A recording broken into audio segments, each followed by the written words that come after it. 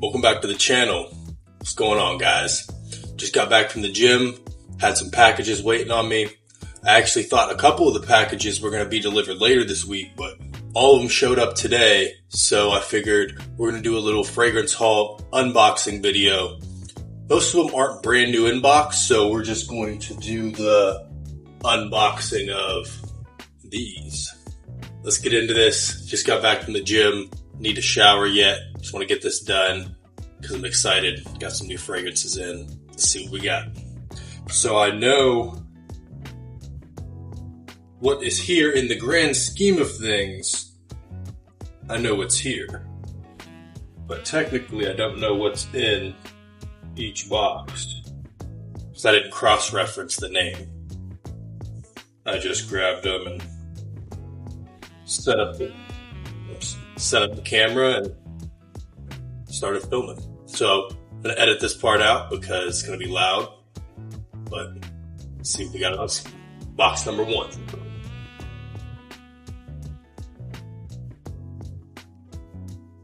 So right off the bat, pretty sure I was incorrect. I was guessing that there was two in here and one in the other one, but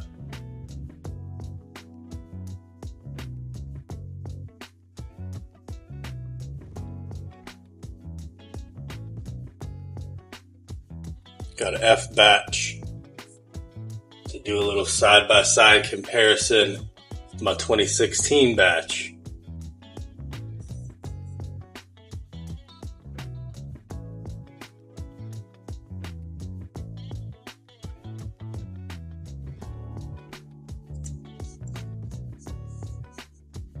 Right off the bat, there's definitely a massive difference.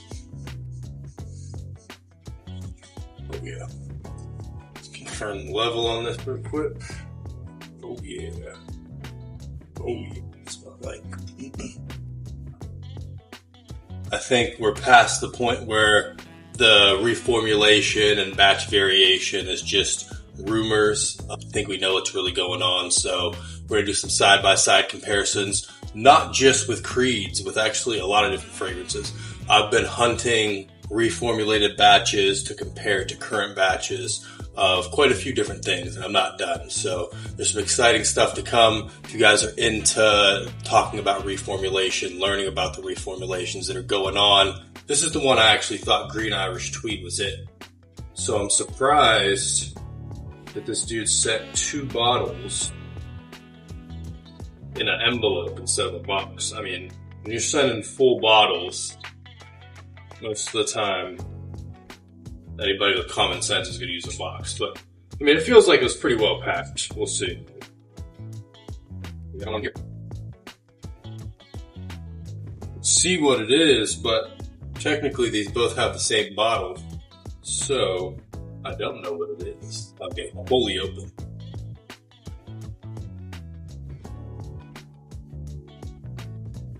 This is Paragon. Ooh. The sprayer and the cap on this is different than Rehab, at least.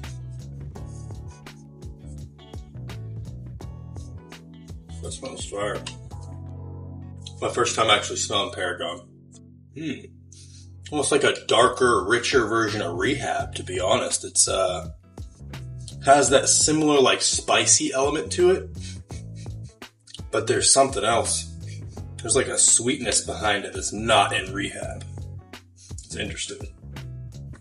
And keep in mind, I'm just smelling off the atomizer. I'm sure once I spray it, I'll really get what the fragrance is truly about.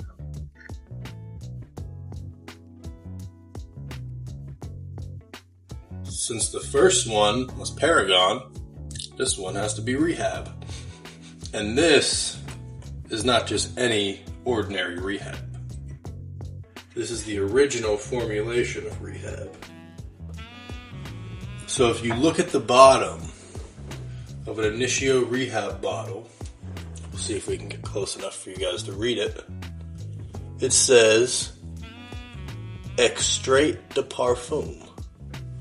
Now, if you look up what Extrait de Parfum means, it means the oil concentration is above 25%. 25 or 30%. It's a really high oil concentration, no matter what the number is. And if you look at the bottom of this pre-formulated one, there's no alcohol percentage. I'm sure you could look it up online what it is, but it's an actual extrait. Now, if I pull out my new batch of Rehab, actually I'm going to. Here's my new batch of Rehab.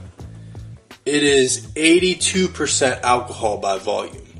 Now, I'm no mathematician, but that would mean there's 18% oil in there. That's not an extrait de parfum, but yet it still says on the bottom, extrait de parfum. They will literally snitch on themselves that they reformulated this clearly, and they'll say their excuse is, well, we changed the way that we determine the alcohol volume. So math all of a sudden changed? Like that's what Parfums de Marly / Initio said. If you didn't know, those are sister companies. They're basically the same company. These fragrances are getting reformulated. They're getting diluted. They're using lower quality ingredients. And yes, do the overall scent profiles still smell similar? Absolutely. But when you really start dissecting the fragrance and you've smelled hundreds of fragrances and your nose is tuned in with different aroma chemicals and different naturals, you can really start telling the difference between pre-formulated batches and reformulated batches. And some things are obviously more profound than others. They're more obvious than others. Something like Rehab, the first time I opened a bottle and looked at the bottom, it didn't make sense because technically 82% alcohol by volume would be an eau de parfum, not an extrait de parfum. So there's something going on with these brands. Obviously, when the companies are changing hands, the new owners of the companies want to increase profit margins, so they water down the fragrances, they use lower quality ingredients, and the fragrances are still good, don't get me wrong. There's a lot of reformulated fragrances that I'm going to talk about that I'm not hating on the fragrances, I'm not saying they're bad.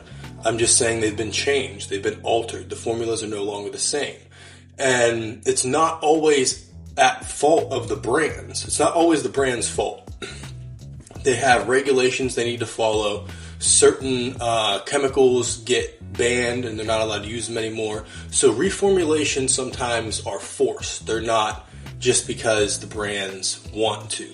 But that's not always the case. Sometimes you do have cases where brands just want to make more money. But with that being said, let's get into the third box.